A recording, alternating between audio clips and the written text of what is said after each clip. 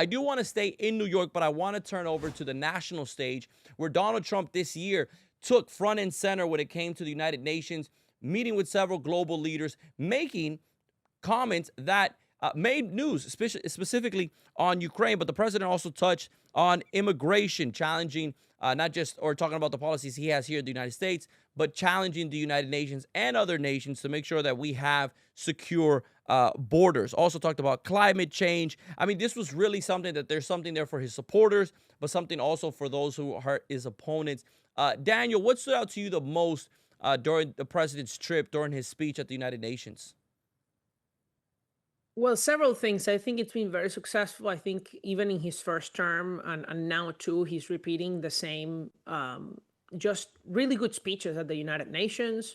The fact that he is encouraging other countries to follow better policies. I mean, the climate part is very important because Europe has essentially committed economic suicide by phasing out nuclear energy, fossil fuels. Germany is now very much in a recession for several years. UK electricity prices are like 10 times higher than they were 10 years ago. It's insane. And then, industry suffers, you have to import everything. The cost of living goes up, not just for your utilities, but for everything you buy. So the climate policies have been bad. The migration situation in Europe is much worse than it is in the United States. In the US, we don't have hordes of Muslims who commit crimes and have rape gangs in the UK, right?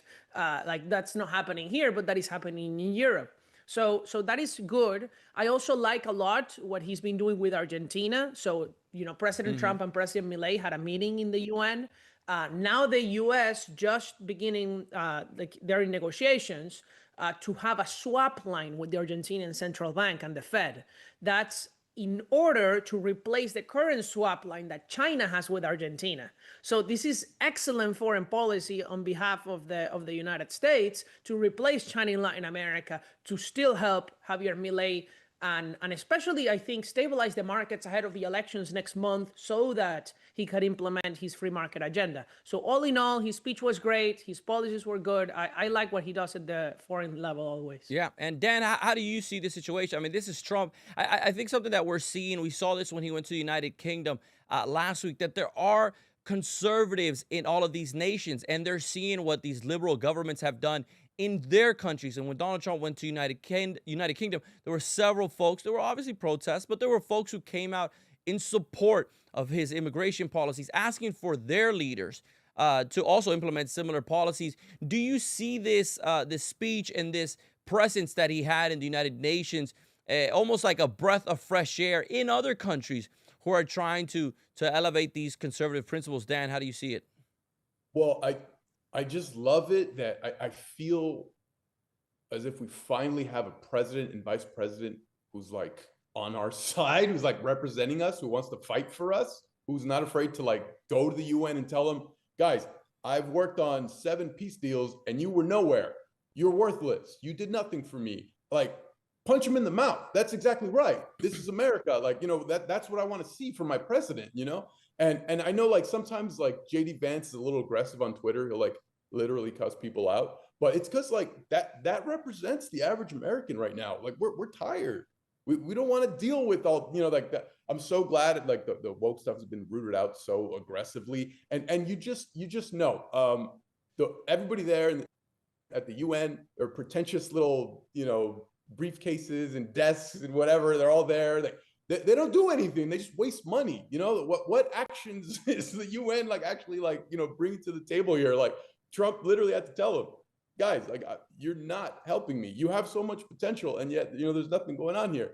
And like part of me thinks that the teleprompter breaking and the escalator stopping, like I don't know, maybe that was like on purpose. Like I think they had even said a couple weeks before that they were going to do that. I think the I escalator think it thing was was on right. They purpose. even said it a couple weeks earlier, like, "Oh, we're going to tell them it's because we ran out of money and we're going to stop the escalator." And then they did it. Like they're like malicious because they know they're like ineffective and people don't like I've been at that building. The escalator doesn't stop. Give me a break. That's an electric escalator. They don't need them. workers Like, for what are that. we doing here? But No, I'll say I do not like the way that the vice He's a little president aggressive sometimes. speaks on Twitter to people. I think it's actually very degrading of his office, and people criticize Trump for whatever, but he's not cussing people out on Twitter as much as Mhm. JD Vance is, and he knows better. And I'll say the statement that President Trump made on Ukraine, I think, was a big blow to the vice president himself, who is JD Vance. I don't care whatever happens in Ukraine, right? That's his quote. And I think the president is again leading in a good way, which is why I'm a big fan of his foreign policy. But I think he's understood that Putin is a liar, a trickster, an evil man who kills his enemies. And there's really no way to negotiate with him because for him, just like for Maduro, just like for Diaz-Canel, just like for all the other dictators of the world, negotiations are just stalling tactics. And so you don't need to engage with them. You just need to show force. Okay, we're gonna sell weapons to Ukraine, and we're gonna send them, and we're gonna allow them to hit you in Moscow, and we're gonna use long-range missiles, and Mhm. more of your people are going to die. That's the message that Trump Daniel, I want sends. to I want to zero in actually on that because I think his words on Ukraine were probably what drew a lot of headlines and folks began to talk about. How does this change the landscape and what do you see next? I mean, look, Daniel met, President Donald Trump met with Zelensky.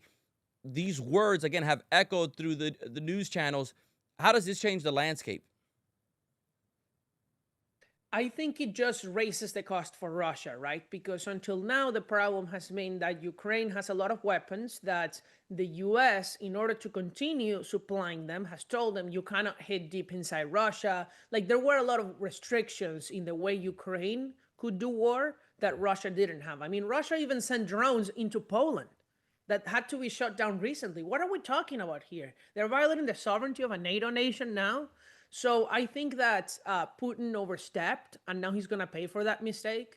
The question is, I mean, I'm not a military expert. I don't know if Ukraine can actually reclaim all its territory realistically. I mean, I wish they did. I don't know if they will. That's the question. If they start making gains in the front, I think Putin will end up coming to the table. I don't know if that will Yeah, it's a happen, very though. difficult, continues to be a difficult situation. But again, a new sort of plot twist in the conversation between Putin, Russia, and Ukraine and Zelensky. It's another topic we're going to continue to monitor. But Daniel, before we move on, I did want to ask you one more question because I think a lot of folks they have this view of the United Nations sort of as like a very a outlet that is good, an organization that is effective and that is out just to help people and to sort of bring the countries together. But many folks have been criticizing the president because he criticized the United Nations. What's your opinion on some of these critics from those who support the United Nations? Well, I'll tell you, I think the UN is bought and controlled by a lot of dictatorial regimes. If you go to the building, you really see the power of, for example, Qatar, who is a country that really is an expert in buying influence in other countries. You see the influence of China. You see, I mean, it's really a great shame how these institutions have been used to just prop up authoritarian regimes. Now, do would we prefer to have some United Nations so that we can have some meetings? I mean, sure. I mean, why can't we have a meeting? That's not a problem. I think the problem is that their budget is very large. I don't think the UN should be really doing most humanitarian work.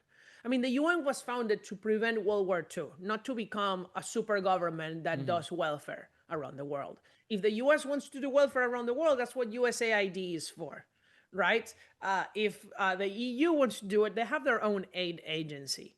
And so I think that the UN really needs to shrink a lot of those capacities and just beef up their peace building capacity so that we have enough peacekeepers. Maybe we need to reform the peacekeepers and actually give them weapons that they can use so that, and maybe we need to have better standards because there have been many scandals with the peacekeepers actually engaging in crimes in Africa. So it's very Yeah, very complex. difficult. It kind of to Dan's point earlier, where he said, if the United Nations, you're supposed to be the ones sort of creating these peace talks, but Donald Trump, it was one of the critics that he had. He said, I've done more than you guys have done during my first year, again, as president.